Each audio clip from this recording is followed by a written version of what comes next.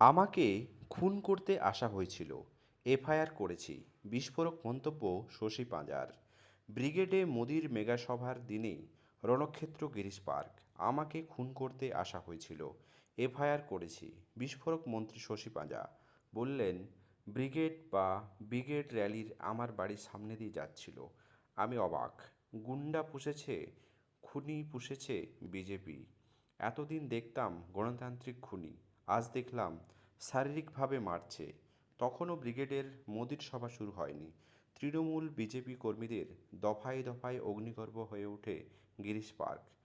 চলে দেদার ইটবৃষ্টি। মন্ত্রী শশী পাঁজার বাড়ির হামলায় চালানো হয় অভিযোগ।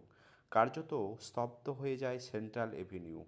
তৃণমূল ভবনের সাংবাদিক বৈঠকে শশী পাঁজা বলেন, আমার ফ্লেক্স লাগিয়েছিলাম, শ্রীরাম ধ্বনি দিয়ে ওরা হিংসা দেখালো, আমার পেটে সরাসরি ইট মারল, আমাকে মারা হলো।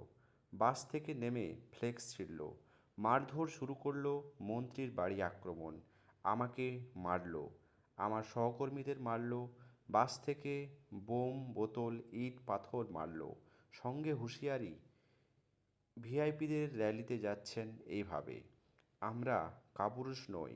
আর প্রধানমন্ত্রী বলেছেন, সব হিসাব লেগা, রক্তাক্ত করেছেন বাংলাকে। শ্যামপুকুরের বিধায়ক সাপ কথা, আমাকে খুন করতে আসা হয়েছিল, আমি এফআইআর করেছি। কাল রাত থেকে মাতলামি করছে, আমি কিছু কাল রাতে বলিনি, সব ভিডিও ফুটেজ আছে। কাদের নিয়ে প্রধানমন্ত্রী র্যালি করছেন? মহিলা মন্ত্রীদের বাড়ি, অজিত পাঁজার বাড়ির ওপর আক্রমণ, পরিষ্কার নারী বিদ্বেষ।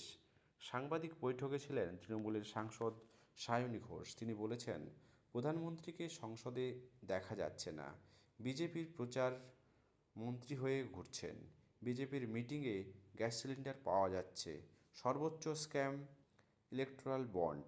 আমাদের দুর্নীতি নিয়ে আপনি বড় বড় কথা বলেন, 66,000 কোটি টাকার ব্যাংক ফ্রড হয়েছে, কিছু করতে পারছেন না, আর আমাদের দুর্নীতি নিয়ে জ্ঞান দিচ্ছেন। সায়নীর প্রশ্ন, অপরাজিতা বিল কেন পাশ করছেন না রাষ্ট্রপতি? কাকে টার্গেট করেছেন? যদি অপরাজিতা বিল পাশ হয়, তাহলে যদি মমতা বন্দ্যোপাধ্যায়ের নাম হয়, তাহলে মহিলা সুরক্ষা বিল পাশ করাচ্ছেন না কেন?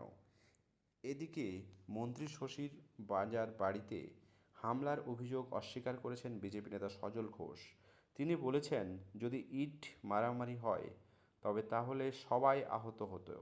এতদিন একতরফা খেয়েছে, আজকে আমরা প্রতিহত করেছি, কোথাও প্রত্যাঘাত করেছি। মন্ত্রীর বাড়ি থেকে ইট মারবে, মন্ত্রী পাড়ার ছেলেদেরকে ডেকে বাড়ির সামনে ইট মারাবে, আমাদের কর্মী কি জেনে বসে ওটা দেখবে? এতদিন ধরে মন্ত্রীর বাড়ির সামনে হামলা হলো, সেন্ট্রাল ফোর্সকে পাঠানো হলো না কেন? তার পাল্টা দাবি, কোথায় ছিল পুলিশ? সেন্ট্রাল ফোর্স যারা যাচ্ছিল তারা কি মন্ত্রীর বাড়ি চেনেন? বিজেপি যদি প্রথমেই হামলা চালায়, সিসিটিভি ফুটেজ প্রকাশ করুন, তাহলে কিন্তু তার বিচার হয়ে যাবে।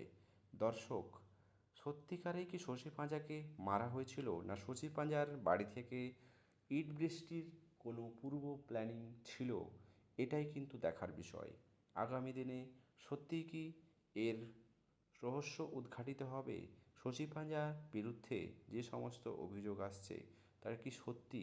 অবশ্যই আপনাদের মত কমেন্ট বক্সে জানাতে ভুলবেন না। চ্যানেলে নতুন হলে সাবস্ক্রাইব করে পাশে থাকবেন।